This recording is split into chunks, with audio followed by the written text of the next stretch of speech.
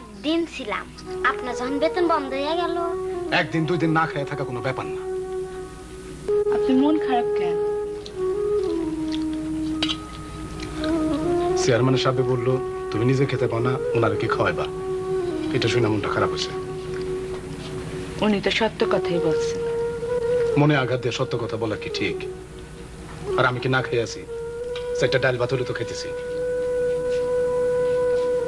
নীলাঞ্জন আম্মা বলো তো, আমরা কোনদিন না খেয়েছিলাম? একদিন ছিলাম, আপনার যখন বেতন বন্ধ হয়ে গেল। একদিন দুই দিন না খেয়ে থাকা কোনো ব্যাপার না। আর আমরা কি না খেয়ে আছি? চারটা ডাল ভাত হলে তো খেতেছি।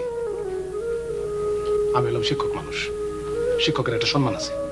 তার সঙ্গে এইভাবে কথা বলা যায় না যে আপনি খাইতে পান না, ওনারা কি খাওয়াবেন। ওনারা আমি ঠিকই খাওয়াবো, ভালো মতো খাওয়াবো, দরকার হলে জমি বেঁচে দিব। জমি আপনার আছে? না থাক। থাক, আপনি মন খারাপ করেন না। আপনার যখন এত ইচ্ছা তখন আমরা তারে খাওয়াবো। একদিন একবেলা খাওয়াবো, খুব ভালো করে খাওয়াবো।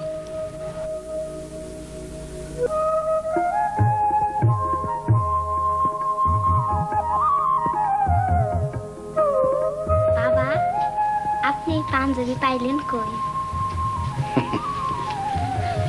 এই পরের পাঞ্জাবি এরকম ধার করে আনা পড়াটা কি ঠিক? ঠিক না, কিন্তু এত বড় একজন মানুষ আসতেছে, সেই জন্যে আমারে কেমন দেখাতেছে বউ? ভালো দেখাইতেছে, খুব সুন্দর লাগতেছে। বাবা, আপনার খুব সুন্দর লাগছে। আচ্ছা, চোখে কি সুরমা দিব বউ? এত বড় একজন মানুষ আসতেছে, একটু ভালো সাজসজ্জা থাকা দরকার। চোখে সুরমা দিব? সুরমা দেওয়ানোর দরকার নেই। সুরমা দিলে ভাইজে ভাববো আপনি বিবাহ করতে চাইতেছেন। নীলাঞ্জনা মা, বাপের নিয়ে হাসতে নাই, পাপ হয়।